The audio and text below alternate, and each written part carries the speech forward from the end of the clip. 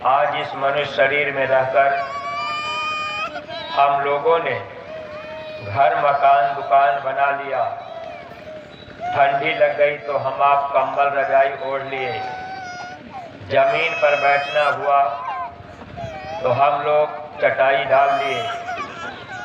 लेकिन प्रेमी भाई बहनों, इतना तो हम लोग जानते ही हैं कि जब इस शरीर से आत्मा निकल जाती है, अब यही आत्मा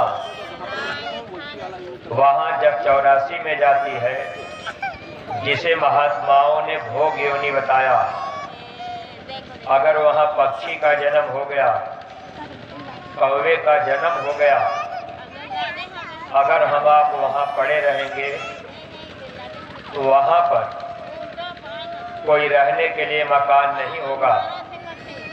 ऐसे ठंडी के मौसम में भी पेड़ की डालियों पर बैठकर पूरी रात गुजारना पड़ता है। देखिए प्रेमी भाई बहनों, जब पक्षी पेड़ की डाल पर बैठा रहता है, उस समय वो बेचारा सो भी नहीं पाता। अगर वो सो जाए तो निश्चित है वो नीचे गिर जाएगा। इसलिए सारी रात उसको जागना ही पड़ता है। और जब दिन का समय होता है तो अगर पक्षियों को देखा जाए तो ये बेचारे पेट भरने के लिए दिन रात भागते उड़ते ही रहते हैं। यानी मानव जन्म में आकर अगर हम लोग भी यही धन दौलत रुपया पैसा पाने के लिए दिन रात भागते रह गए, तो यही क्रिया जब हम आप 84 लाख योनियों में जाएंगे तो वहाँ भी यही चीज करनी पड़ती है। इसलिए महात्मा जब आते हैं तो महात्मा हम लोगों का ध्यान थोड़ा दुनिया के तरफ से हटा करके आत्मा का धन कमाने के लिए लगा देते हैं। लेकिन आज इस संसार में बहुत से पढ़े लिखे लोग भी ऐसे हैं जो लोग ये कहते हैं कि भाई हम सत्संग में समय देंगे, हम सत्संग में क्यों जाएंगे, सत्संग में जाने से हमको क्या मिलेगा, हम अपनी खेती बाड़ी दुकान दफ्तर का काम करेंगे। अब यही दुनिया के काम में हम आप फंसे रह जाते। प्रेमी भाई बहनों, जब मौत का समय आता है, इस शरीर से आत्मा को निकाल दिया जाता है। अब जितना रिश्ता हम लोगों ने इस संसार में बनाया है, मौत के समय ये रिश्ते हमारे आपके काम नहीं आते। नातेदार, रिश्तेदार, सगे संबंधी, सब के सब लोग यही छूट जाते हैं। आत्मा शरीर से निकल गई। धर्मराज के दरबार में आत्मा को पेश किया जाता है। वहाँ कर्म का हिसाब किया जाता है। वो मालिक हम लोगों से पूछ देता है कि भाई आपको जब ये मानव जन्म मिला था तो आपने अच्छा बुरा काम क्यों किया। अब हम आप अगर कह भी दें कि हमने कोई बुरा काम नहीं किया, तो आए प्रेमी भाई बहनों, जब ये मनुष्य शरीर मिलता है, मनुष्य शरीर मिलने के बाद अगर हम लोग अच्छा बुरा कर्म करते हैं तो गुरु महाराज बताया करते थे, जिस मालिक ने ये शरीर दिया है वो मालिक क्या काम करता। हर आदमी के पीछे एक कुदरती कैमरा लगा देता है और वो ऑटोमेटिक कैमरा कभी बंद नहीं होता है। अब हम लोग चाहे शराब पी करके किसी को गाली दे दें, हम लोग चाहे किसी का नुकसान कर दें, अगर हम लोग रात में किसी का खेत काट लें, या कहीं हम आप झूठी गवाही कर लें, या कहीं हम लोगों ने झूठ बोल दिया, तो जो भी कर्म हम लोग करना चाहते हैं, मनुष्य शरीर में कर्म करने की आज़ादी रहती है, चाहे जो भी कर्म हम लोग करें। लेकिन प्रेमी भाई बहनों, जब धर्मराज के दरबार में पेशी होगी, वहाँ हमारे आपके कर्म देखे जाएंगे। वहाँ कोई जाति बिरादरी नहीं देखी जाएगी कि भाई आप ऊंची जाति के थे या नीची जाति के थे। वहाँ केवल कर्म देखा जाएगा। अगर हमारे आपके कर्म खराब हैं तो हम जीवों को कर्मों की सजा दी जाएगी। अब कर्मों की सजा भोगने के लिए वहाँ नरकों में 84 में डाल दिया जाता है। तो महात्मा जब आते हैं तो महात्मा यही बात प्रेम प्यार से समझाना चाहते हैं। आज बहुत से गांव भर में लोग पढ़े लिखे जानकार लोग भी हैं। बहुत से लोग कह भी देते हैं कि आखिर बाबा जय गुरुदेव जी महाराज लोगों को शाकाहारी क्यों बना रहे, मांस मछली अंडा शराब क्यों छुड़ा रहे, बार बार मथुरा सत्संग के लिए क्यों बुलाते। ऐ प्रेमी भाई बहनों, महात्मा अपने लिए नहीं, हमारी आपकी भलाई के लिए, क्योंकि हम आप जिस संसार में रहते हैं ये अज्ञानता का देश है और हम लोग अज्ञान अवस्था में हैं। मनुष्य शरीर पा करके खाओ पियो मौज मस्ती लो, बस इसी में हम लोग अपना जीवन गुजार देते हैं। लेकिन महात्मा जानते हैं कि जब जीव का समय पूरा होगा, यानी शरीर का समय पूरा होगा, शरीर से आत्मा को निकाल दिया जाएगा धर्मराज के दरबार में। अब वहाँ पेश किया जाएगा। अब वो मालिक पूछेगा कि भाई आपने शराब क्यों पी लिया, आपने मांस क्यों खा लिया, आपने झूठ क्यों बोला, आपने व्यभिचार क्यों किया। तो जो भी कर्म हम लोग कर रहे, जब धर्मराज के दरबार में पेशी होगी तो वहाँ वो मालिक पूछेगा कि आपने ऐसा क्यों किया। तो गांव के प्रेमी भाई बहनों, बाबा जय गुरुदेव जी महाराज 60 साल से अधिक समय तक जो संदेश लोगों को देते रहे, केवल इसीलिए कि हम लोग अज्ञानता से हटकर ज्ञान अवस्था में आ जाएं और बुराइयों से हम आप बच जाएं, बुरे कर्मों से हम आप बच जाएं। जैसे आपका बच्चा है, बच्चा अगर गड्ढे में जा रहा है, बच्चा अबोध है, छोटा सा है, अगर बच्चा लेटा हुआ है और थोड़ी ही दूर पर गड्ढा है, बच्चा लेटे लेटे पेट के बगल अगर घिसकते घिसकते आगे जा रहा है तो माता पिता को पता है कि आगे गड्ढा है और बच्चा गड्ढे में गिर जाएगा, तो बच्चे को तकलीफ होगी। प्रेमी भाई बहनों, ऐसे महात्मा भी हम लोगों के ही माता पिता होते हैं। गाने के लिए हम आप गाते हैं तुम ही हो माता पिता तुम ही हो, लेकिन हम आप मान नहीं पाते हैं। प्रेमी भाई बहनों, महात्मा जानते हैं जो ये मनुष्य शरीर हम लोगों को मिला, जितनी सांसें हम लोगों को मिली, अब इन सांसों को धीरे धीरे हम आप खर्च करते जा रहे। सांसें खत्म होंगी, आत्मा को निकाल दिया गया, कर्मों का हिसाब करके वहाँ नरकों में 84 में डाल दिया गया। तो महात्मा जानते हैं वहाँ जीव दुखी रहते हैं, वहाँ सुख नहीं मिलता। मनुष्य शरीर में हम आप थोड़ा बहुत सुख की प्राप्ति कर सकते हैं, वो भी कैसे, जब महात्मा मिल जाए और हम आप उनकी बात को मान लें। महापुरुषों ने लिखा है, सुखी संत का दास। अगर संत जीवन में मिल गए, हम लोग उनके मुरीद बन गए, अगर गुरु की बात हम आप मानने लगे, तो थोड़ा बहुत इस संसार में भी सुख पा लेंगे। और जब शरीर का समय पूरा होगा, जीवात्मा को निकाला जाएगा, तो परलोक में भी हम आप सुख पा लेंगे। यानी ये आत्मा नर्क और 84 में नहीं जाएगी।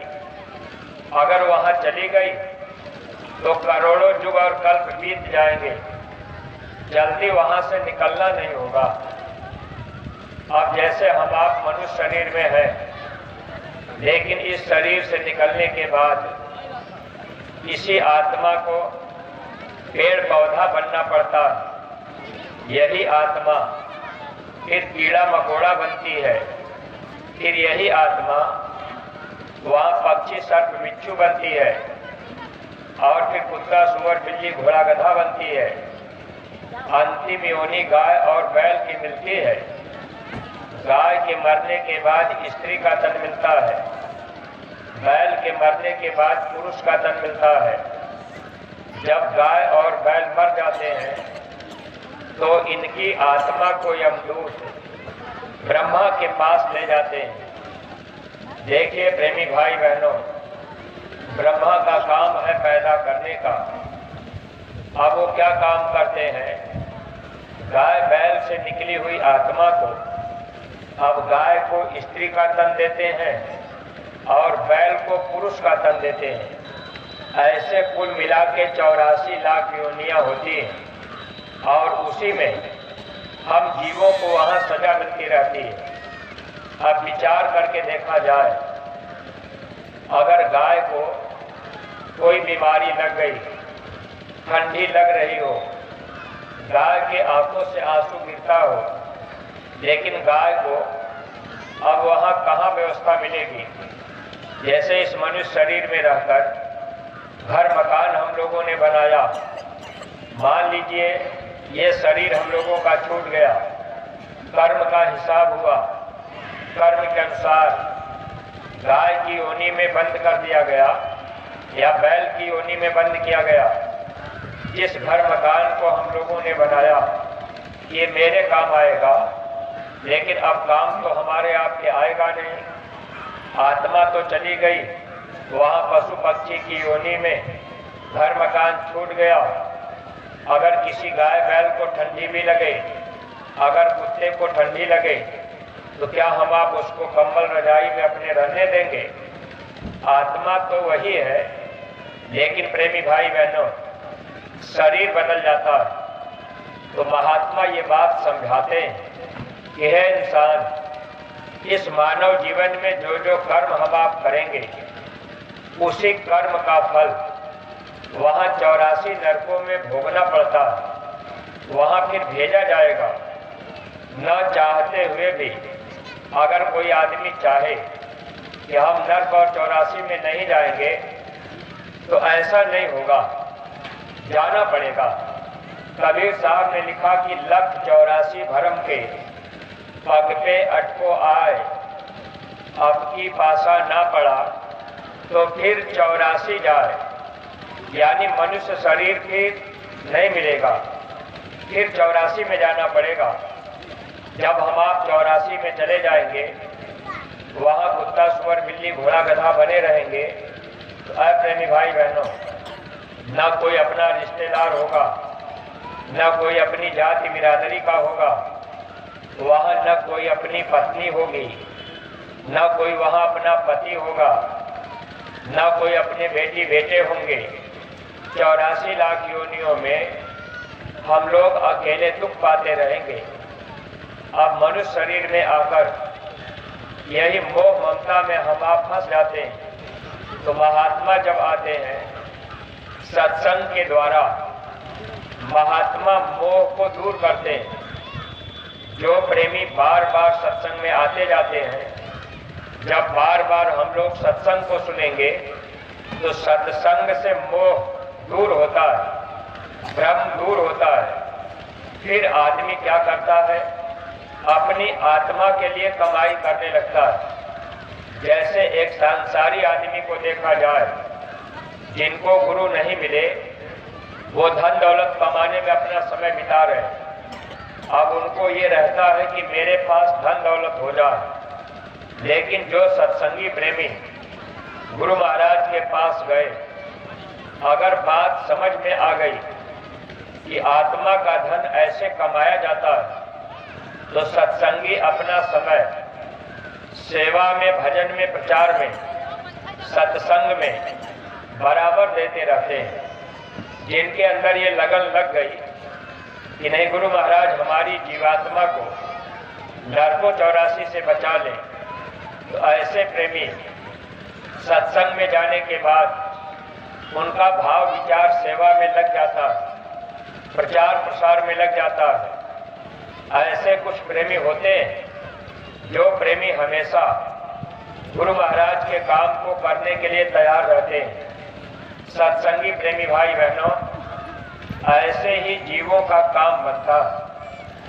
अगर हम लोग मोह ममता में जकड़े रह गए और ये सोचते रह गए कि भाई हम तो सत्संगी बन गए, सत्संगी बन करके अगर गुरु महाराज की बात नहीं मान पाए, तो फिर काल भगवान हम लोगों को सजा देंगे। इसीलिए गुरु महाराज कोई न कोई आदेश हम जीवों को बराबर देते रहते हैं, ताकि हम लोग उस आदेश का पालन करते रहें। प्रेमी भाई बहनों, अगर हम लोग आदेश का पालन नहीं करेंगे तो भक्ति नहीं हो पाएगी।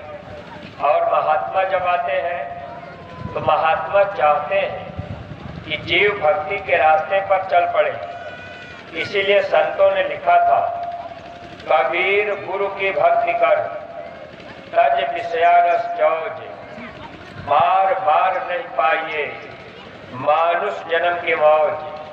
हे इंसान, ये मानव जन्म बार बार नहीं मिलेगा।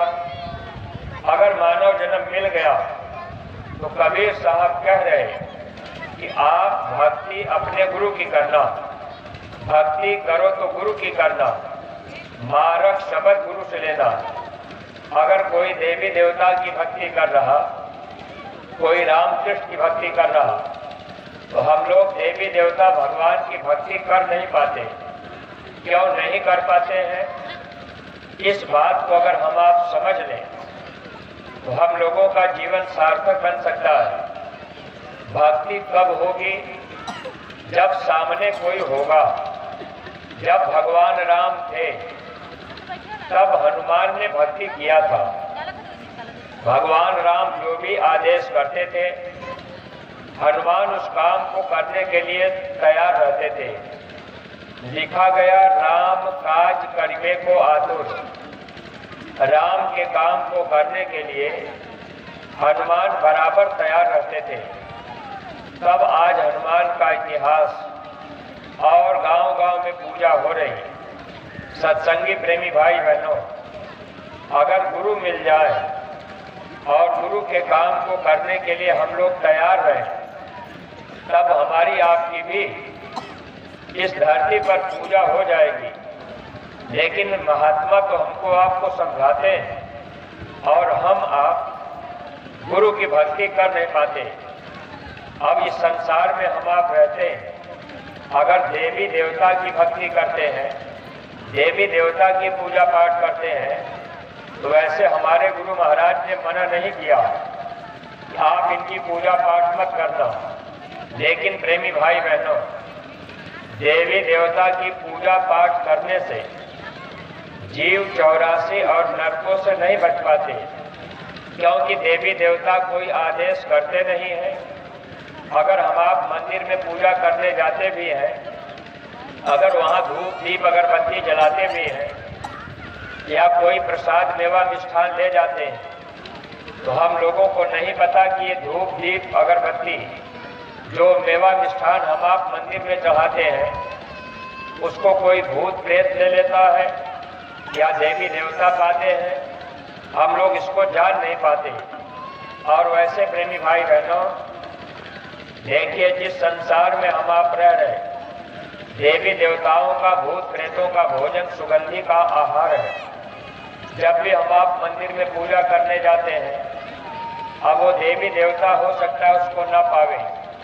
पहले के समय में जब लोग देवी देवताओं की पूजा पाठ किया करते थे, उस समय के लोग मंत्र को जाप करना जानते थे। उस समय के लोग जानते थे कि ये मंत्र हम जपेंगे वो देवता आ जाएंगे। यानी अपने मंत्र के द्वारा जिस देवता को, जिस देवी को पहले लोग बुलाना चाहते थे, मंत्र के जाप से उनको बुला लेते थे। अब हम आप तो केवल देखा देखी में लग गए, जानते भी नहीं किस देवी को किस मंत्र से बुलाया जाएगा, किस देवता को किस मंत्र से बुलाया जाएगा। जब वो देवी देवता आएंगे तभी तो हमारे आपके प्रसाद को या जो भी चढ़ावा हम आप चढ़ाएंगे वो ले लेंगे, लेकिन वो ले नहीं पाते क्योंकि मंत्र हम आप जानते नहीं। अब चढ़ावा चढ़ाने मंदिर में गए, कोई भूत प्रेत आए और भूत प्रेत उसको ले लिए। अब हम आप सोचते हैं अब वही भूत फिर अगर हमको आपको पकड़ लिया तकलीफ देगा, फिर हम आप मंदिर में जाएंगे, फिर चढ़ावा चढ़ाएंगे, थोड़ा आराम मिलेगा तो लगेगा कि भाई हम उस मंदिर में चढ़ावा चढ़ाते हैं तो हमारी बीमारी तकलीफ दूर हो जाती है, फिर वो तकलीफ आ जाती है। तो इस तरह से जो हम आप देवी देवता की पूजा पाठ बाहर में किया करते हैं, प्रेमी भाई बहनों, इससे जीव का छुटकारा नहीं होता। इसीलिए महात्माओं ने लिखा था, इंसान अगर आप भक्ति करना तो गुरु की करना। जब आप गुरु की भक्ति करेंगे, गुरु जो कहेंगे अगर वो आप करेंगे तब आपको लाभ मिलेगा। इसीलिए मानव जीवन में गुरु का मिलना जरूरी होता है और जो भी आदेश गुरु दें अगर उसको हम आप बजाएंगे तब हमारी आपकी भक्ति होगी। जब भक्ति हम आप करने लगेंगे तब इस संसार से हमारा आपका छुटकारा होगा। तो गांव के प्रेमी भाई बहनों, आपको भी ये मानव जन्म मिला है और ये जन्म अब दोबारा नहीं मिलेगा। धर्मराज के दरबार में एक दिन आपको भी पेश होना होगा और वहाँ आपके कर्मों का हिसाब होगा। अगर आप धर्मराज के दरबार में कह देंगे कि भाई हमको ये नहीं मालूम था, ये बुरा काम है और ये अच्छा काम है, तो आप अगर कहेंगे कि हमको पता नहीं था, तो पता तो आपको है, क्योंकि गीता रामायण पढ़ने वाले लोग भी, जो लोग गीता भागवत सुन रहे और गीता रामायण पढ़ रहे, उसमें भी अब सब बातें लिखी गई कि मांस खाना बुरा काम है, शराब पीना बुरा काम है, व्यभिचार करना बुरा काम है, पराई माँ बहनों पर कुदृष्टि डालना बुरा काम है। इसीलिए महात्मा लिख करके गए थे कि दुनिया के लोग जब किताबों को पढ़ेंगे तो पढ़ करके समझ जाएंगे और मानव जीवन का लोग लाभ उठा लेंगे। लेकिन प्रेमी भाई बहनों, अब हम आप जानते हुए भी शराब पी लेते हैं, मांस खा लेते हैं, अंडा खा लेते हैं, तो इसकी सजा तो हम लोगों को दी जाएगी। बाबा जय गुरुदेव जी महाराज हम सत्संगी प्रेमियों को भी गुरु महाराज ने यह आदेश दिया कि प्रेमी भाई बहनों, एक एक गांव गोद ले करके अगर हम लोग गुरु महाराज की बात घर घर पहुंचाते रहेंगे, गांव गांव जाते रहेंगे, तो इससे हम लोगों को फायदा मिलेगा। फायदा क्या होगा? अगर आपके गांव का बगल का कोई आदमी, मान लीजिए वो शराब पीते हो और उनका समय पूरा हो गया, धर्मराज के दरबार में पेशी हो गई, अगर वो मालिक पूछेगा कि आपने शराब क्यों पी लिया, आपने मांस क्यों खाया, आपने व्यभिचार क्यों किया, अगर वो आदमी कहेगा कि हमको मालूम नहीं था, अगर आप एक एक गांव गोद ले करके गांव गांव में जाते रहेंगे, गांव में प्रचार करते रहेंगे, लोगों को आप बताते रहेंगे, तो धर्मराज के दरबार में अगर कोई गांव का आदमी झूठ भी बोलेगा कि हमको कोई मना नहीं किया, वैसे बाबा जय गुरुदेव जी महाराज इतना परिश्रम गुरु महाराज ने किया, इस भारत भूमि पर बच्चा बच्चा जय गुरुदेव नाम जानने लगे और शाकाहारी रहने की बात बच्चे बच्चे को जानकारी हो गई। बाबा जी का कहना शाकाहारी रहना, ये जन जन तक संदेश बराबर पहुंच रहा है, लेकिन इसके बावजूद भी पूज्य महाराज जी ने हम सत्संगी प्रेमियों को आदेश दिया कि प्रत्येक सत्संगी एक एक गांव को गोद ले करके गांव में जा करके अब गुरु महाराज की बातों को बता दें। इससे क्या होगा, गांव का कोई आदमी अगर कहेगा कि भाई हमको पता नहीं था, तो जब आप गांव में झंडा लेकर जैकेट पहनकर 2-4-10 लोग जाएंगे, घर घर लोगों को बताएंगे, तो कुदरती कैमरे में आपका भी फोटो रहेगा। धर्मराज के दरबार में अब वो कैमरा चला करके काल भगवान फोटो दिखाएंगे कि देखो तुम्हारे दरवाजे पर ये बाबा जय गुरुदेव के प्रेमी गए और ये प्रेमी वहाँ शाकाहारी रहने का संदेश दिए, लेकिन तुमने बात नहीं मानी। इसीलिए प्रेमी भाई बहन जगह जगह हम लोग प्रचार प्रसार करते हैं। देखिए पूज्य महाराज जी इस समय महाराष्ट्र की धरती पर लगातार लगभग 76 दिन के लिए महाराज जी निकले हुए हैं। 100 गाड़ियां प्रचार में चल रही, महाराज जी के साथ में भी पूरा काफिला चल रहा। अब इतना जन सैलाब लेकर महापुरुष सबको अपना संदेश देना चाहते हैं, ताकि लोगों का ध्यान इधर हो जाए, लोग बातों को सुन लेंगे। स्वामी जी महाराज हजारों हजार गाड़ियों का काफिला निकालते थे। आखिर हजारों हजार गाड़ियां जाने की क्या जरूरत? अगर गुरु महाराज चाहते तो अपना संदेश तो 1-2 गाड़ी से भी पहुंचा देते, लेकिन जब हजारों हजार गाड़ियां जाती थी तो बड़े बड़े लोगों का भी ध्यान गुरु महाराज के काफिले की तरफ होता था। लोग थोड़ा बहुत सोचने लगते थे कि आखिर बाबा जी इतना बड़ा काफिला लेकर ये क्या सुना रहे हैं, क्या बता रहे हैं। ऐ प्रेमी भाई बहनों, मानवता के हित के लिए, मानव आत्माओं के कल्याण के लिए गुरु महाराज इस धरती पर परिश्रम करते रहे और हम सत्संगी प्रेमियों को ये आदेश निरंतर प्रचार करते रहने का है। अभी किसी को प्रचार बंद नहीं करना है।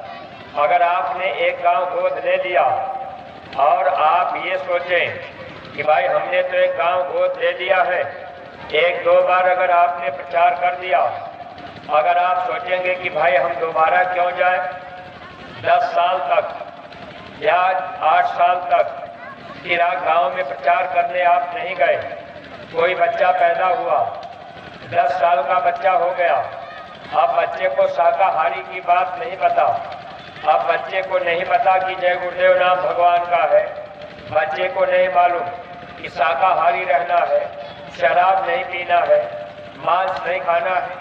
अगर हम लोग प्रचार नहीं करेंगे तो ये कर्म दोष हम लोगों को लग जाएगा। इसलिए सत्संगी प्रेमी भाई बहनों, आप अपने गुरु महाराज की भक्ति अगर करना चाहें तो गुरु महाराज के वचनों को मानना पड़ेगा। अगर वचन को हम लोग नहीं मानेंगे, ऐसे ही अपना समय इधर उधर में अगर हम आप बिता देंगे, ये जीवन हम लोगों का फिर धोखे में निकला चला जा रहा। तो सत्संगी प्रेमी भाई बहनों, हमको आपको गुरु आदेश का पूरा पालन करना है। अगर आदेश को बजाएंगे, लाभ पाते रहेंगे। पहला आदेश गुरु महाराज ने दिया था कि अपने अपने घर परिवार में जितने भी प्रेमी भाई बहन 24 घंटे में 22 घंटे दुनिया के काम में लगाना और घंटा 2 घंटा समय निकालकर किसी मनुष्य मंदिर में उस मालिक का सच्चा भजन कर लेना। ये आत्मा चेतन है, परमात्मा चेतन है, चेतन से चेतन का भजन होता है। लेकिन प्रेमी भाई बहनों, जो आदेश गुरु महाराज ने दिया था अपने अपने गांव में सब लोग सामूहिक भजन करेंगे, आज हम लोग अगर विचार करके देखें तो गांव-गांव में सामूहिक भजन नहीं हो पा रहा। शायद ही कोई गांव ऐसा होगा जहां लोग सामूहिक भजन करते होंगे। तो जब हम आप गुरु की बात नहीं मानेंगे तो धर्मराज के दरबार में काल भगवान हम लोगों का भी हिसाब लेंगे, कहेंगे कि ये जीव आपकी बात को नहीं माना है। स्वामी जी महाराज ने कहा, बच्चे जब वहाँ हिसाब होगा वहाँ मैं रहूँगा।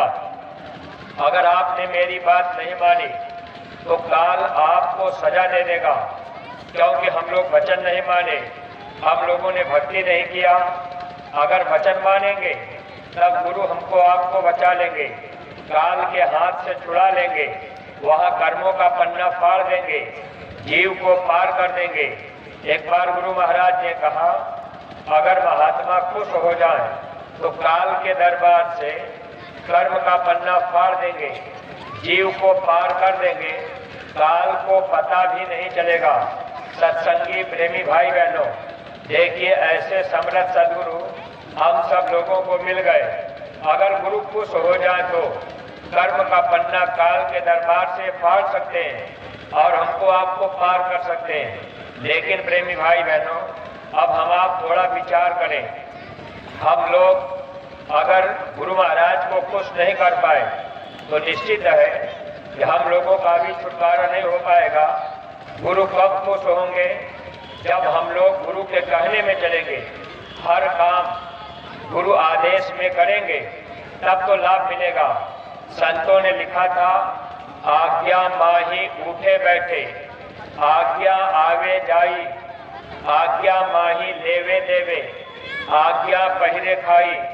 अगर गुरु आदेश में आप उठना और बैठना करें, गुरु आदेश में आप आना और जाना करें, गुरु आदेश में लेना और देना करें, गुरु आदेश में पहनना और खाना करें, अगर हर काम गुरु आदेश में करने लगे तब गुरु खुश हो जाएंगे। लेकिन प्रेमी भाई बहनों, अब विचार करके देखा जाए, आज्ञा माही उठे बैठे, आज्ञा आगे जाई। अब जैसे गुरु दरबार से आदेश होता है कि भाई मथुरा में कार्यक्रम होली का होने जा रहा, 7, 8, 9 मार्च गुरु दरबार से आदेश मिला, यानी जो मथुरा दरबार से आदेश मिले वो गुरु आदेश माना जाता है। स्वामी जी महाराज ने कहा था, मेरा कोई भी आदेश, मेरा कोई भी संदेश जय गुरुदेव धर्म प्रचारक संस्था मथुरा से जिले जिले में जाता है और जिले से होकर के तहसील, ब्लॉक, न्याय पंचायत तथा गांव-गांव में मेरा संदेश पहुंच जाता। स्वामी जी महाराज का संदेश तो आज्ञा माही उठे बैठे, आज्ञा आगे जाई।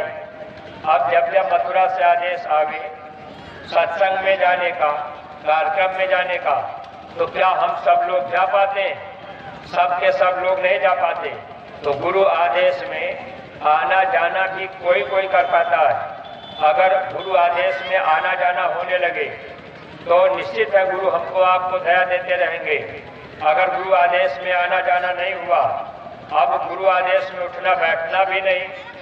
जैसे मथुरा हम आप गए, पूज्य महाराज जी सत्संग सुनाते रहते हैं, हम लोग सत्संग में थोड़ी देर के लिए गए, थोड़ी देर तक सत्संग में बैठे।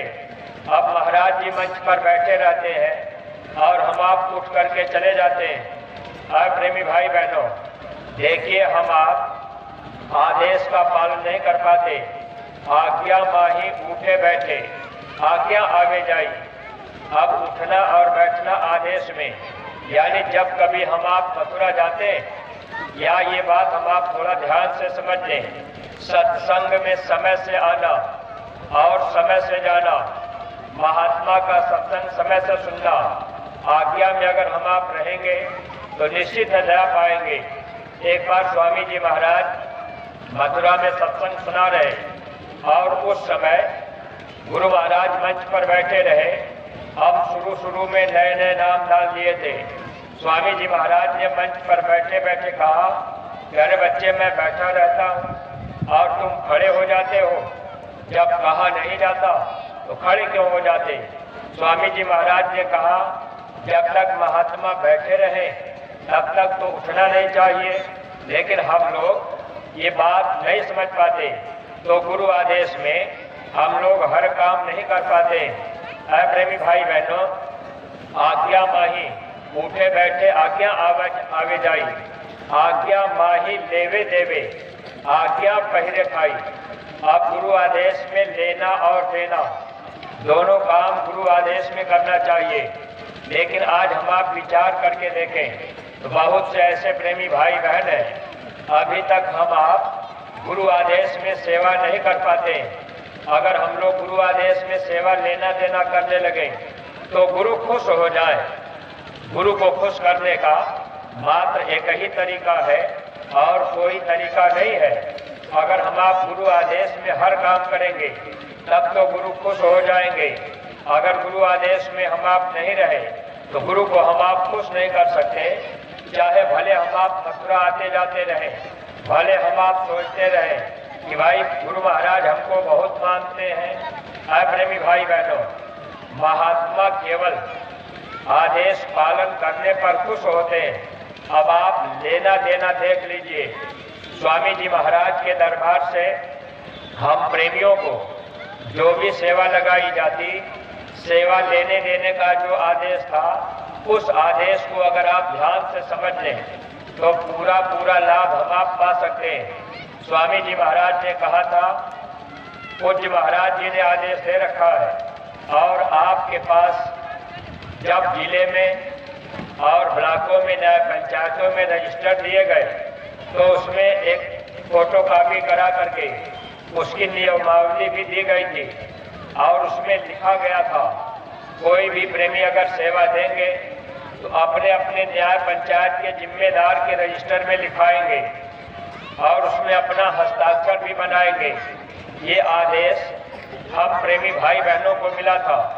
लेकिन देखिए प्रेमी भाई बहनों, अभी तक सब के सब प्रेमी न्याय पंचायत के रजिस्टर में अपनी अपनी सेवा नहीं लिखवा पाते। अब कोई डायरेक्ट ही आपसे मांग लिया तो आपने दे दिया। अब आपने ये सोच लिया कि भाई हमको तो सेवा देने से मतलब है, तो क्या गुरु रुपए पैसे के भूखे होते हैं? अगर हम आप ये सोच लें कि भाई हमको तो सेवा देने से मतलब है, तो इसका मतलब हम आप गुरु भक्ति नहीं कर पाएंगे।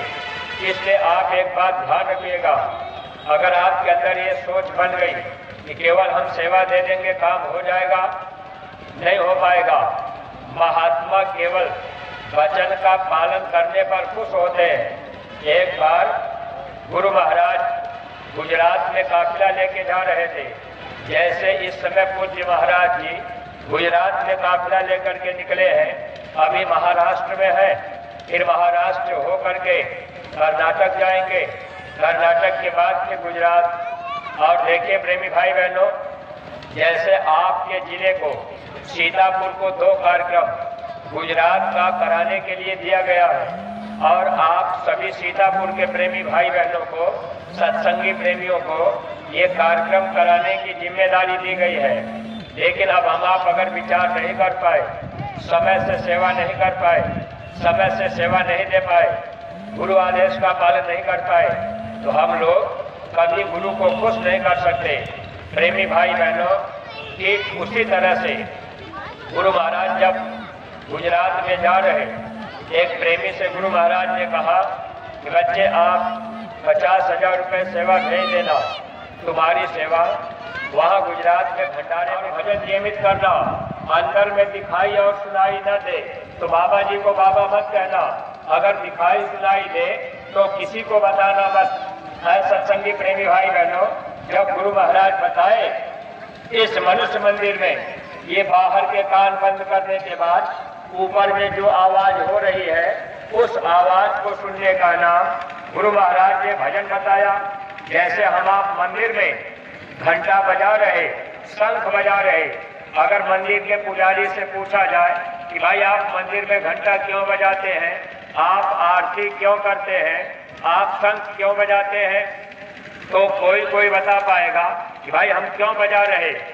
प्रेमी भाई बहनों, अगर मान लीजिए कोई मंदिर का पुजारी मिल गया या गांव में कोई पूजा पाठ करने वाला मिल गया, तो आप कह तो सकते हैं कि हमारे गुरु महाराज ये बात बताया करते कि ऊपर में जो परमात्मा की वाणी हो रही उसी आवाज को सुनने का नाम हमारे गुरु महाराज ने भजन बताया। आप घर में, गांव में जब माताओं बहनों के बीच आप जाएंगी, माताएं बहनें, बहुत से गांव में लोग अपने घर में छोटी सी मंदिर बना लिए और उसी मंदिर में लोग आरती करते हैं और हाथ में छोटी सी घंटी लेके बजाते हैं। तो आप बिना बजाए निस्दिन बाजे, घंटा शंख नगारी रे, बहिरा सुन सुन मस्त होता है, कन की सुधी बिसारी रे। महात्माओं ने लिखा कि बिना बजाए घंटा शंख बजता है और बहिरा आदमी भी उस आवाज को सुन लेता है। इसीलिए पूज्य महाराज जी ने जो भजन का रास्ता हम प्रेमी भाई बहनों को बताया है, गुरु महाराज ने तो ही बताया, बाहर के कान आप बंद कर लेना, अंदर के कान से वो परमात्मा की वाणी आपको सुनाई देगी। सत्संगी प्रेमी भाई बहनों, तो भजन के विषय में जब आप गांव में लोगों को बताएंगे, सच्ची बात कहेंगे कि आपके किताबों में लिखा है बिना बजाए घंटा शंख बजता है। अब वो कहाँ बजता है, इसके लिए आप कहिएगा कि भाई एक बार मौका निकाल लीजिए, आप मथुरा चले चलिए, आप वहाँ सत्संग सुन लीजिए और वहाँ आपको रास्ता मिल जाएगा। रास्ता पकड़ करके अगर आप अभ्यास करेंगे, ये बाहर के कान बंद करने के बाद भी आपको घंटे की आवाज सुनाई देने लगेगी और उसी आवाज को सुनकर ये आत्मा ऊपर के लोगों में जाती है। सत्संगी प्रेमी भाई बहनों, जब गांव गोद ले करके और गांव में घर घर हम आप जाएंगे, गुरु महाराज की बात बताएंगे, तब तो धीरे धीरे लोगों के विचारों में असर पड़ेगा कि भाई ये जय गुरुदेव वाले ये सच्ची बात बता रहे, ये सच्ची पूजा की विधि इनके गुरु महाराज ने बताया। अज्ञानता में लोग फंसते चले गए, रास्ता मिल जाए, रास्ता सच्चा मिल जाए तो सच्चे रास्ते पे चल पड़ेंगे। जैसे अपने जो सत्संगी हैं, आप विचार कीजिए, जब गुरु महाराज नहीं मिले थे तो हम लोग भी तो मंदिर में पूजा करते थे, देवी देवता की पूजा करते थे, और गुरु महाराज जब मिल गए अब क्या है, अब फिर हम आप देवी देवता की पूजा पाठ अपने आप छूट गया, क्योंकि अब हमको आपको रास्ता सच्चा मिल गया, ये मनुष्य मंदिर मिल गया और इस मनुष्य मंदिर में भगवान का भजन करने का रास्ता मिल गया। अब गांव में मान लीजिए आप प्रचार करने गए, अगर कोई आरती गा रहा है, अब मंदिर में कोई आरती कर रहा है, ओम जय जगदीश हरे, अब वो गा रहे और घंटा बजा रहे, आरती कर रहे, लेकिन उस आरती में अब वो लोग गांव भर के लोग गाते हैं, श्रद्धा भक्ति बढ़ाओ संतन की सेवा। देखिए प्रेमी भाई बहनों, अब गाने के लिए तो दुनिया के लोग भी गा रहे, देवी देवता की जब लोग आरती करते हैं उस समय लोग गाते हैं, देवी देवता से कहते हैं कि हे देवता मेरी श्रद्धा भक्ति संतों की तरफ बढ़ा दीजिए। लेकिन प्रेमी भाई बहन, जब सच्ची बात आप उनको बताएंगे कि भाई साहब जब आप संतों के पास जाएंगे, संत मिल जाएंगे तो आप उनकी सेवा करेंगे, उनके वचन को मानेंगे तो आपकी भक्ति बनती जाएगी। इसलिए सत्संगी प्रेमी भाई बहनों, हम लोगों का ये सौभाग्य है कि गुरु महाराज मिल गए, नाम की दौलत मिल गई, तो एक एक गांव सब लोग गोद लीजिए और गांव गोद लेकर के आप बराबर गांव में जाया करिए। महीना में 15 दिन में या हफ्ते में जब आप बार बार जाएंगे तो बार बार जाने का फायदा क्या मिलेगा। बहुत से पुराने सत्संगी कह देते हैं कि भाई बार बार हम प्रचार करने जाएं तो वहाँ क्या फायदा, बार बार जाने से कोई मान नहीं रहा। प्रेमी भाई बहनों, कोई माने या न माने, लेकिन आप जब बार बार जाएंगे, जिस घर में आप 2 बार 4 बार 6 बार चले गए, उस घर का हर आदमी, हर बच्चा आपसे जय गुरुदेव कहने लगेगा। यानी सबकी जबान पर धीरे धीरे पूरे गांव के लोग जय गुरुदेव कहने लगेंगे। और स्वामी जी महाराज ने हम प्रेमियों के हित के लिए ये बात रास्ता बताया है। गुरु महाराज ने कहा कि मोक्ष मुक्ति कैसे मिलेगी, आप लोग अपने घर कैसे जाएंगे, तो इसकी जिम्मेदारी स्वामी जी महाराज ने हम प्रेमियों के ऊपर सौंप दी। तो गांव के लोग जय गुरुदेव कहने लगेंगे तो इसका लाभ उनको भी मिल जाएगा, हम लोगों को भी मिल जाएगा। हम लोगों को कैसे मिलेगा? स्वामी जी महाराज के एक वचन है, जन जन की जुबान पर जब जय गुरुदेव आएगा, तब सच्ची स्वतंत्रता का आनंद पाएगा। हम हो गए गरीब, तन धन से है दुखी, भूलो को यही नाम अब तो होश मिलाएगा। जन जन की जुबान पर जब जय गुरुदेव नाम आएगा, गुरु महाराज ने कहा, तब सच्ची स्वतंत्रता का आनंद पाएगा। ये आत्मा जो कर्म के बंधन में बंधी है, महात्मा इस कर्म बंधन से हमको आपको आजाद कर देंगे। और गांव भर में जो लोग गरीब है, जो बीमारी में है, जो तकलीफों में है, प्रेती बाधा में है, ऐसे लोग जब जय गुरुदेव नाम सुनेंगे, जय गुरुदेव नाम लेंगे, धीरे धीरे वे लोग भी होश में आ जाएंगे और महात्मा के पास जब आ जाएंगे, नाम की दौलत मिल जाएगी, नाम पा करके सुमिरन ध्यान भजन करने लगेंगे। प्रेमी भाई बहनों, उनका लोक भी बनेगा और परलोक भी बनेगा। मानव जीवन पाना सार्थक बन जाएगा।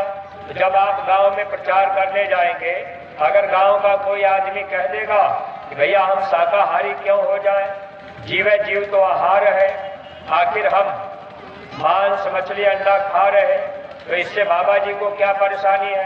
बाबा जी को तो कोई परेशानी है नहीं, लेकिन आप बता सकते हैं। जैसे आपका बच्चा अगर शराब पी रहा, अगर माता पिता कहें कि बच्चा शराब मत पियो, तो बच्चा अगर कह देगा अपने माता पिता से कि भाई आपको क्या परेशानी है, प्रेमी भाई बहन, तो माता पिता नाराज होंगे, क्योंकि माता पिता बच्चे की परवरिश करते हैं, बच्चे को जन्म दिए और बच्चे को पढ़ाई लिखाई बड़ा किए, और वही बच्चा जब माता पिता की बात नहीं मानेगा, अगर बच्चा कह देगा कि हम शराब पीते हैं तो आपको क्या परेशानी, तो आप प्रेमी भाई बहनों, तो हालांकि परेशानी तो पिता को नहीं है, लेकिन पिता को ये पता है कि जब ये बच्चा शराब पिएगा या चोरी करेगा, बेईमानी करेगा, तो इसकी सजा उसको मिलेगी। और ठीक उसी तरह से हम सब लोग आत्मा है, आत्मा के पिता हम लोगों के स्वामी सच्चे सदगुरु मिल गए, और सदगुरु को पता है कि जब ये बच्चे शराब पीते रहेंगे, मांस खाते रहेंगे, व्यभिचार करते रहेंगे। अब मान लीजिए कोई कह दे गाँव में कि भाई हम मांस खाते हैं तो बाबा जी को क्या परेशानी है, तो आप समझाइएगा, आपको बुरा नहीं मानना है, आप कह दीजिएगा कि भाई बाबा जी को परेशानी नहीं है, परेशानी आपको है। परेशानी तो उसी व्यक्ति को है जो व्यक्ति शराब पी रहा, मांस खा रहा। अब परेशानी क्या है? जब ये बात आप समझाएंगे, आप प्रेम से कहेंगे कि भाई साहब अगर आप मांस खा रहे हैं, आप मांस नहीं छोड़ेंगे, मांस खाते रहेंगे, तो इस संसार का नियम है, जहां आशा तहां वासा। अगर किसी की आशा मांस में लगी है, किसी की आशा शराब में लगी है, किसी आदमी के अंदर ये भाव बन गया कि हम शराब नहीं छोड़ेंगे, हम मांस नहीं छोड़ेंगे, प्रेमी भाई बहनों, आप प्रेम से समझाइएगा कि भाई साहब अगर आप शराब नहीं छोड़ेंगे, अगर आप मांस नहीं छोड़ेंगे, तो ये शरीर आपका हमेशा नहीं रहेगा। भाई आज नहीं तो कल ये शरीर छूट जाएगा। 100 साल में इस शरीर से आत्मा को निकाल दिया जाएगा, शरीर को लोग ले जाके जला देंगे। आत्मा चली गई धर्मराज के दरबार में, कर्म का हिसाब हुआ। आपकी इच्छा है कि हम शराब पीते रहेंगे, तो अगले जन्म में जहां आपकी आशा है वही आपको जन्म मिल जाएगा। अगले जन्म में आपको काल भगवान ले जाकर के कौवा बना देंगे। अगर कौवे का जन्म हो गया, अब आपकी इच्छा है कि भाई हम शराब पीते रहेंगे, नहीं छोड़ेंगे, तो अब कौवा को कहीं शराब मिलेगा? यहाँ कोई कौवा का संगी दोस्त है भाई जो उसको शराब पिलावे? आज तो संगी दोस्त यार मित्र मिल करके शादी विवाह कोई पार्टी हो गई, अब कह दिए कि यार पार्टी है, शादी है, आप हमारे दोस्त हैं, अरे तो थोड़ा सा पी लो। आज हम आप दोस्ती निभा रहे, लेकिन प्रेमी भाई बहनों, गांव में हम आप लोगों को समझा सकते हैं कि जब ये आत्मा अगले जन्म में वहाँ हम आप कौवा बन जाएंगे तो वहाँ शराब पीने को नहीं मिलेगा। अगर गर्मी का महीना होगा, कौवा प्यासा होगा, पीने को पानी नहीं मिलेगा, तो गांव के बाहर घर के पीछे जो गंदे नाले का पानी जाता है या टट्टी पेशाब पाखाने का पानी जो घर के बाहर कहीं गड्ढे में जाता है, और वो पानी जब जाता है तो कई दिन का पानी सड़ता रहता है, बदबू आती रहती है। कौवा बेचारा प्यासा, गर्मी के महीने में कहीं पानी दिखता नहीं है, वो गांव में घर के पीछे जाता है, और जो गड्ढे में पानी पड़ा है अब उसमें बदबू आ रही है, वो कौवा उसी जगह बैठकर अब उसी में चोंच मारकर फिर वो पानी पीता है। जैसे शराब पीने वाला व्यक्ति एक बार अगर वो शराब पीता है तो शराब पीने के बाद यानी मन में हलचल सी पैदा होती है, आदमी को उबन सा लग जाती है।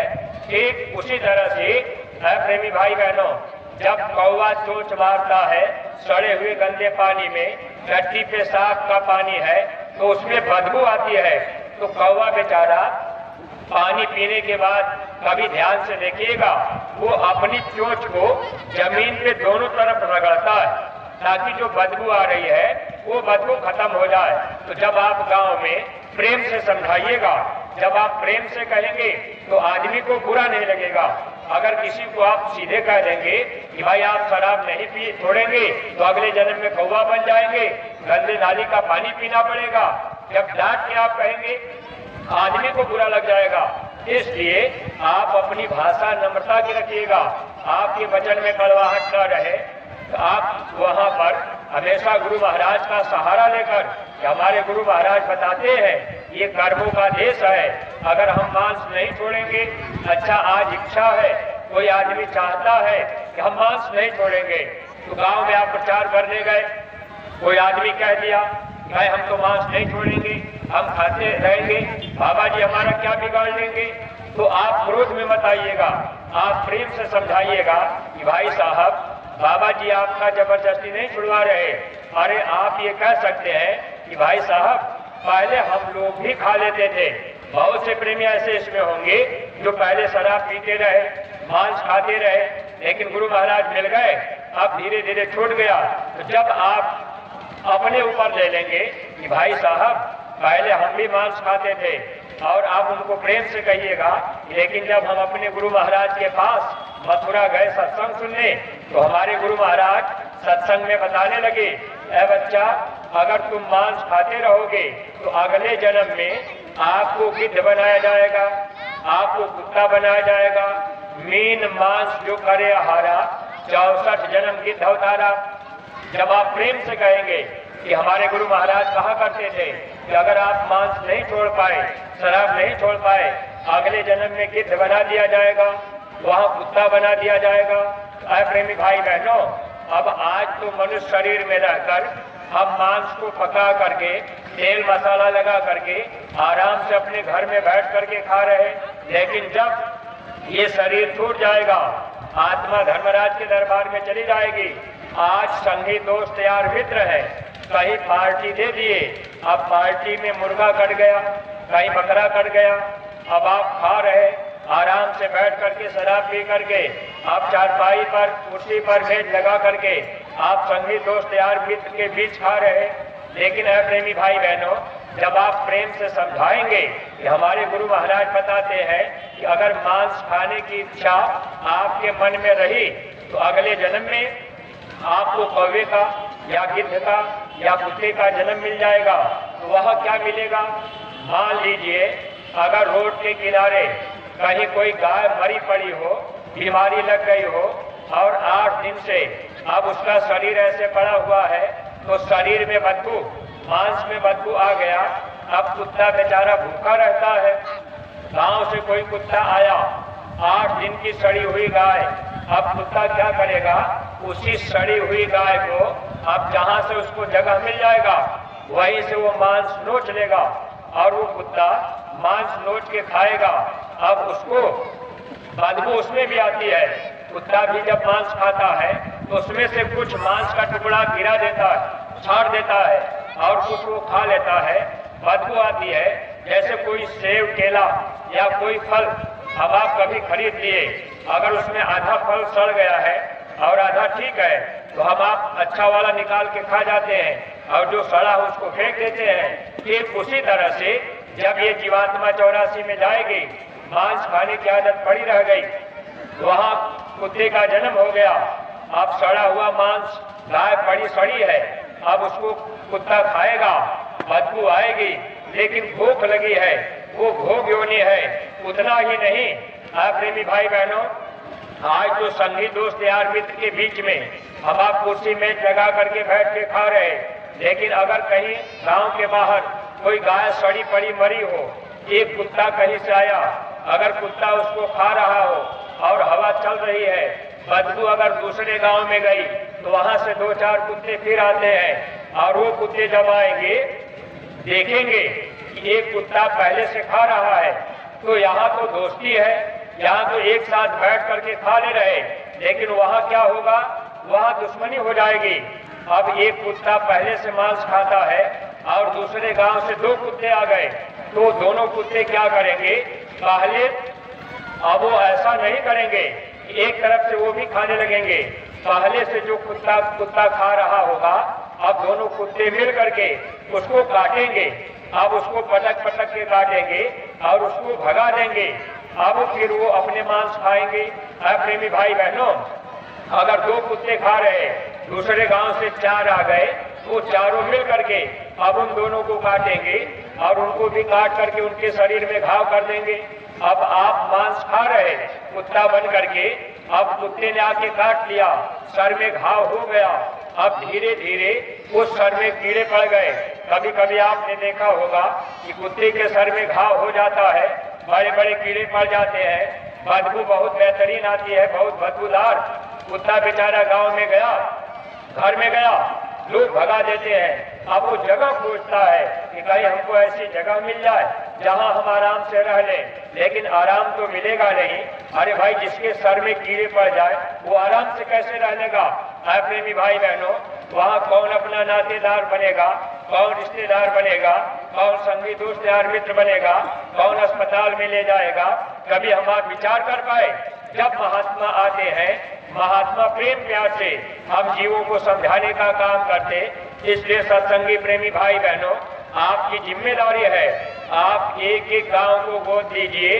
गांव गांव में आप धर्म का संदेश, अपने गुरु महाराज की बात, अगर केवल सीधे आप कहेंगे कि बाबा जी ने शाकाहारी रहने के लिए कहा है, आप शाकाहारी हो जाइए, तो आदमी इतना जल्दी कैसे मानेगा? अगर इसी में कोई सत्संगी है, अगर कोई गुटखा खा रहा है, अब आप जबरदस्ती कह दें कि आप गुटखा छोड़ दीजिए, तो क्या वो तुरंत छोड़ देंगे? नहीं छोड़ पाएंगे। भाई, ये मन है, मन ने हमको आपको अपने कब्जे में कर दिया है, दुश्मन ने हम लोगों को घेर लिया है। प्रेमी भाई बहनों, जब गुरु के वचन का सहारा लेंगे और गुरु से हम आप फरियाद करेंगे, तो दया मिल जाएगी। गांव में अगर कोई आदमी शराब पीता है, आपने समझाया, अगर आदमी के समझ में आ गया, अगर आदमी कहा भैया हम तो बहुत दिन से छोड़ना चाहते हैं, गांव में आप प्रचार करने गए, कोई माताएं बहनें हैं, माताओं बहनों को आपने समझाया, अगर कोई माँ बहन आपसे कह दे कि बहन जी हम क्या करें, हम अपने पति से परेशान हैं, वो शराब पीना नहीं छोड़ रहे, तो आए माताओं बहनों, आप उनको कह तो सकती हैं कि एक बार आप अपने पति को मना करके किसी तरह से मथुरा ले चलिए, वहां वो चलेंगे तो उनकी बुराई छूट जाएगी। वहां जाने पर अगर लोग सत्संग ध्यान से सुन लिए, मंदिर में गुनाहों की माफी मांग लिए, तो महात्मा दया कर देते हैं। देखिए, एक बार की घटना है, एक बहन जी गुरु महाराज से नाम दान ले चुकी थी और वो भजन किया करती थी। स्वामी जी महाराज से कहा करती थी कि स्वामी जी महाराज, हमारे पति शराबी मांसाहारी हैं, आप दया कर दीजिए, वो छोड़ दें। अब वो बेचारे मिलिट्री में सर्विस करते थे, वहाँ क्या है भाई, खाना पीना, अब वही वो खाते पीते। पत्नी बेचारी बार बार कहती थी, लेकिन वो मानते नहीं थे। लेकिन एक बात गुरु महाराज कहते थे, अगर स्त्री गुरु भक्त होगी तो वो पति को बंदर की तरह नचा सकती है, लेकिन गुरु भक्ति होनी चाहिए। अगर गुरु के अंदर आपके प्रति, अगर गुरु के प्रति आपके अंदर श्रद्धा है, विश्वास है, तो निश्चित है आप अपने पति को भी बदल सकती है। बार बार वो बहन जी स्वामी जी महाराज से प्रार्थना किया करती थी। स्वामी जी महाराज यही कहते थे कि बच्चे कभी उनको यहाँ ले आओ। जब समय आता था पत्नी बेचारी कहती थी, लेकिन वो जाते नहीं थे मथुरा। ऐसे बहुत समय गुजर गया। एक बार कार्यक्रम दिसंबर का था, जैसे होली का कार्यक्रम 7, 8, 9 मार्च है, ऐसे ही कार्यक्रम था और उनके पति छुट्टी लेकर के घर आए थे। और जब वो घर आए तो उस समय पत्नी ने उनसे थोड़ा सा अपना मन फीका कर लिया कि आप मेरी कोई बात मानते नहीं है, कम से कम आप मेरी एक बात तो मान लीजिए। उन्होंने अपने वचनों में अपने पति को बांध लिया। अब पत्नी ने कहा कि अब की बार आप छुट्टी पर आए हैं, संयोग से मथुरा का कार्यक्रम है, अब की बार आप मेरी एक बात मान लीजिए, तब तो मैं आपकी बात मानूंगी, वरना मैं कोई बात आपकी नहीं मानूंगी। पति ने कहा अच्छा बताओ। पति ने कहा कि आप अब की बार मथुरा चले चलिए। अब उनके पति बोले कि ठीक है मैं चलूंगा, लेकिन मैं मांस और शराब छोड़ूंगा नहीं। उन्होंने कहा कोई बात नहीं, आप चले चलिए। अब पत्नी को अपने गुरु पर भरोसा रहा। पत्नी किसी तरह से अब उनको मथुरा ले गई। जब वो मथुरा गए सत्संग गुरु महाराज सुनाए, लेकिन जब आदमी के अंदर पहले से अहंकार है, भाई हम नहीं छोड़ेंगे, तो आदमी अहंकार में डूबा रहता है। फिर भी पत्नी ने इतनी आग्रह स्वामी जी महाराज से किया था। जब पास में दर्शन करने के लिए वो पत्नी अपने पति को लेकर के गई गुरु महाराज के सामने, तो गुरु महाराज का दर्शन हुआ। दर्शन के बाद अब उन्होंने पत्नी ने गुरु महाराज से कहा हुजूर ये मेरे पति है, मिलिट्री में सर्विस करते हैं, लेकिन वहाँ खाने पीने को मिलता है, ये खाते पीते रहते हैं, आपकी दया हो जाए। बस स्वामी जी महाराज ने बस भर नजर एक बार उनको देख लिया। महात्मा जिसके ऊपर दृष्टि डाल दें, कभी कभी ऐसा होता है जैसे आप सत्संग में मथुरा गए, दूर बैठ गए और महात्मा मंच पर हैं, आपने महात्मा की तरफ ध्यान नहीं दिया तो दया नहीं मिल पाती है। इसलिए सत्संग में जब भी बैठा करिए, सामने आप बैठेंगे तो सामने बैठकर आंखें खोल करके अगर आप महात्मा की तरफ देखते रहेंगे तो इनकी नजरों से जो धारें जाती हैं वो धार आपके ऊपर काम करेगी। अगर आंखें बंद कर लेंगे पूरा लाभ नहीं मिल पाता। स्वामी जी महाराज उनके पति के तरफ तुरंत भर नजर देखे और देखते ही उनके पति के अंदर थोड़ा सा बदलाव आया। स्वामी जी ने पूछा बच्चा ये जो आहार करते हो ये तो तुम्हारा आहार है नहीं, फिर अपना नुकसान क्यों कर रहे? ये मानव जन्म फिर मिलेगा नहीं, अब की बार मिल गया है, ऐसे ही बिता दोगे तो आगे पश्चाताप करना पड़ेगा, नरको 84 में जाना पड़ेगा, तो तकलीफ ही तकलीफ मिलेगी। इतनी बात गुरु महाराज ने जब कही आदमी के अंदर असर हो गया। उन्होंने कहा महाराज ये का आज से हम मांस छोड़ देते हैं, एक बात आपकी रहेगी लेकिन एक बात मेरी रहेगी, मैं शराब नहीं छोड़ूंगा। मांस तो मैं छोड़ दे रहा लेकिन मैं शराब नहीं छोड़ सकता। स्वामी जी महाराज ने कहा कोई बात नहीं बच्चा, अच्छा ठीक है आज से अब तुम मांस मत खाना। उन्होंने पक्का वादा कर दिया और वो मिलिट्री मैन अब वो भी जवान के पक्के रहे। अब उन्होंने कह दिया कि नहीं अब मांस हम नहीं खाएंगे, लेकिन गुरु महाराज से उन्होंने कहा कि एक बात आपकी रहेगी और एक बात मेरी रहेगी, हम शराब नहीं छोड़ेंगे। स्वामी जी महाराज ने कहा बच्चा कोई बात नहीं। जब दर्शन करके आगे बढ़ने लगे तो गुरु महाराज ने फिर दोहरा दिया देखो बच्चा अब ये गलती मत करना, अब कभी मांस मत खाना। उन्होंने कहा महाराज अब आपकी बात तो मैंने मान लिया लेकिन शराब हम पिएंगे। तो स्वामी जी ने कहा बच्चा क्या मेरे सामने भी पियोगे? कहने लगे नहीं महाराज आपके सामने नहीं पिएंगे। तो गुरु महाराज ने कहा बच्चा मेरे सामने मत पीना। अब वो क्या जानते कि भाई ये शब्द भेदी महात्मा है, अब उनको क्या पता। अब जब शाम को अब उन्होंने अपनी शीशी बोतल लेके ही आए थे और खोल करके गिलास ढाले, गिलास में शराब डाल दिए। जब उन्होंने गिलास उठाई पीने के लिए तो शराब पीने वाले लोग गिलास ऐसे माथे लगाते। अब ऊपर ले जाते समय स्वामी जी महाराज शब्द रूप में फोटो उसी गिलास में शराब में दिख रही। अब स्वामी जी ने कहा था कि देखो बच्चे मेरे सामने मत पीना। उन्होंने गिलास रख दिया। अब गिलास रखने के बाद सोचने लगे कि आखिर बाबा जी तो वहाँ कुटिया में है और फिर गिलास में भी आ गए। तो इसका मतलब ये महात्मा समर्थ। प्रेमी भाई बहनों, फिर दोबारा जब उन्होंने प्रयास किया तो सामने गिलास में गुरु महाराज फिर गिलास की शराब उन्होंने फेंकी और संकल्प लिया, ऐसे महापुरुष जब मिल गए तो कहीं भी मेरी मदद कर देंगे। अब उन्होंने शराब और मांस दोनों छोड़ दिया। प्रेमी भाई बहनों, जब गांव-गांव गोद लेकर के हम आप गुरु महाराज की बातें लोगों को बताएंगे, ऐसे बहुत से लोग गांव में हैं जो बुराई छोड़ना चाहते हैं, शराब छोड़ना चाहते हैं, मांस छोड़ना चाहते हैं, नहीं छूट पा रही है। जब आप उनसे कहेंगे कि भाई साहब समय निकाल करके आप गुरु दरबार मथुरा चले चलिए, जब आप उनको मथुरा ले जाइए तो मंदिर में पहले उनके गुनाहों की माफी मंगवाइए, पहले मंदिर में ले जाइएगा। जब नए लोग मंदिर में पहले जाएंगे, मंदिर में लिखी हुई बातों को एक बार पढ़ाइएगा। ये सब ध्यान रखा करिए। जब नए लोगों को आप लेके जाते तो केवल ये मत करिए कि भाई हम उनको पहुंचा दिए बस। अगर मथुरा ले गए, आप उनको मंदिर ले जाइए, पहले मंदिर में चारों तरफ जितनी बातें लिखी गई हैं आप उनको पढ़वाइए। फिर गुरु महाराज के दादा गुरु के सामने उनसे कहिए कि आप माथा टेकिए, आप साष्टांग दंडवत करिए, यानी लेट करके आप 2 आंसू गिरा करके अब यही दया की भीख मांगिए। अब मेरी शराब आप छुड़ा दीजिए, हम आपके शरण में आ गए, मेरी बुराई छुड़ा दीजिए। जब आप उनको बताएंगे और वो ऐसी फरियाद करेंगे, 2 आंसू गिराएंगे तो दया मिलेगी। फिर आप नए लोगों को लेके जाते हैं तो जगह जगह जहां अच्छी बातें होती हो आप उनको सुनाइए। कहीं निंदा आलोचना लड़ाई झगड़ा हो रहा हो वहां से हटा दीजिए, क्योंकि सत्संगी आपस में भी लड़ाई झगड़ा वहां करते रहते हैं, तो वहां उनको मत रखिए।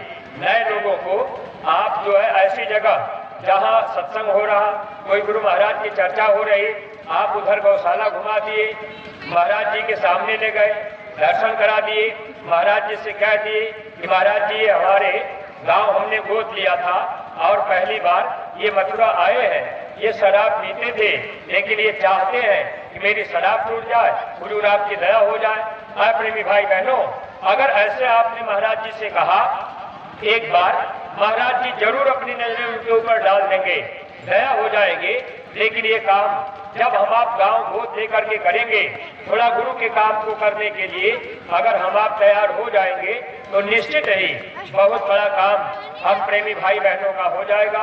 इसलिए सत्संगी प्रेमी भाई बहन, देखिए स्वामी जी महाराज के वचन अपने जीवन में अगर हम आप मानने की कोशिश करें तब तो हम आप लाभ पा सकते हैं। और गांव के जो नए प्रेमी भाई बहन अगर आज यहाँ सत्संग में आप पधारे हैं तो आप लोगों से मेरी प्रार्थना है, बाबा जी ने आपको और किसी काम के लिए मना नहीं किया है। आप दुनिया में जो काम कर रहे, अपने खाने के लिए, रहने के लिए, पहनने के लिए, जितना सुख शांति आप चाहते हैं, जितना धन दौलत आप चाहते हैं, आप खूब कमा लीजिए, इकट्ठा कर लीजिए, बाबा जी ने इसके लिए मना नहीं किया।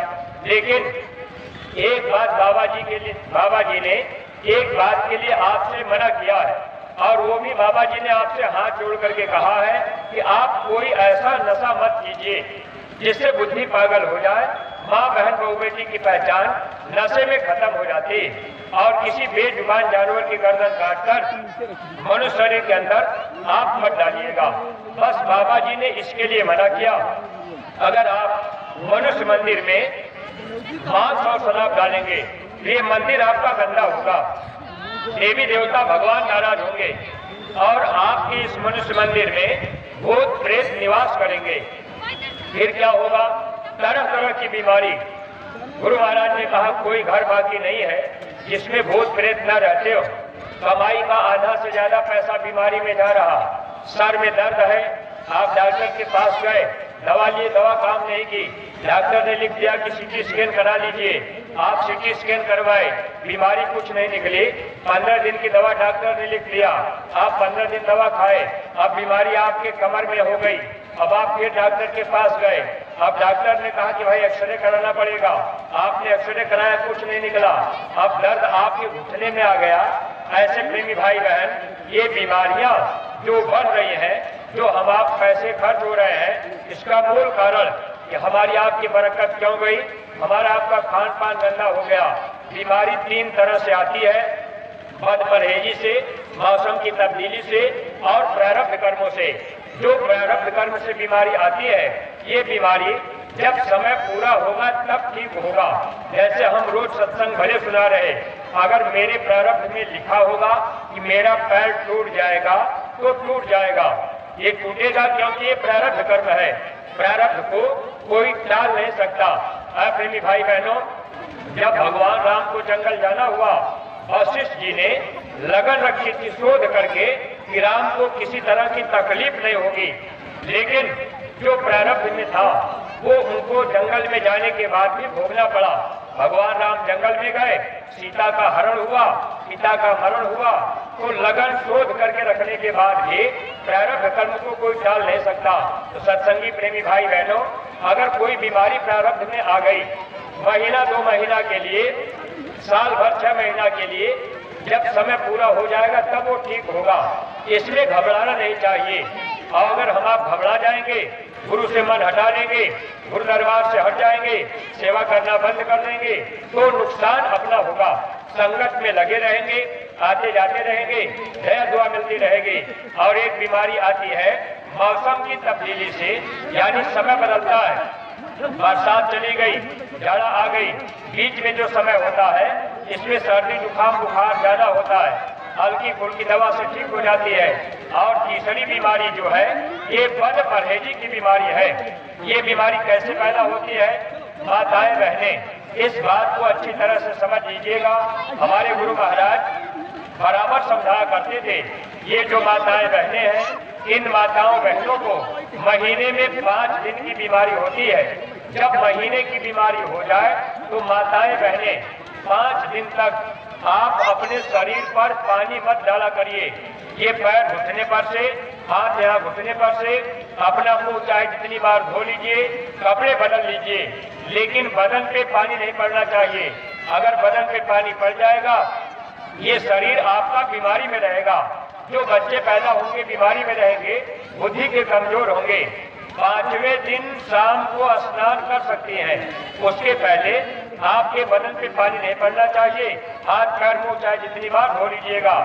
माताओं बहनों, गुरु महाराज ये बात बताया करते थे, जब महीने की बीमारी लग जाए तो 5 दिन तक आप रसोई घर में मत जाया करिए। अपने हाथ से खाना पानी आप मत छुआ करिए। अगर आपने खाना पानी छू दिया तो आपके हाथ का छुआ हुआ खाना पानी अगर कोई खा पी लेगा, उनको भयंकर बीमारी लगेगी। बीमारियां 3 तरह से आया करती हैं, इसलिए जो बद परहेजी की बीमारी है, इसमें पैसे ज्यादा खर्च हो जाते हैं। पहले के समय में स्कूल और कॉलेज में ये सब शिक्षा दी जाती थी, अब ये शिक्षा नहीं दी जाती। पहले के समय में माताएं बहनें जब परहेज किया करते थे तो घर परिवार में ही, जब बहू बेटी को बच्चा पैदा होने का समय आता था, अस्पताल नहीं जाना पड़ता था, सब काम घर में होता था। तो माताएं बहनें, अगर आप 5 दिन का परहेज करने लगे, आप भजन करने लगे, तो गुरु महाराज ने कहा कि आपके घर में डॉक्टर की जरूरत नहीं पड़ेगी, बीमारियां नहीं रहेंगी। तो जिस गांव में आप प्रचार करने जाएं, वहां गांव में बच्चियों को आप ये संदेश दिया करें, ताकि उनका भी ये जीवन निरोगी रहे, शरीर स्वस्थ रहे, जीवन सुख में बीते। ये सब परोपकार का धर्म का काम है। गांव के प्रेमी भाई बहनों, आप लोगों से प्रार्थना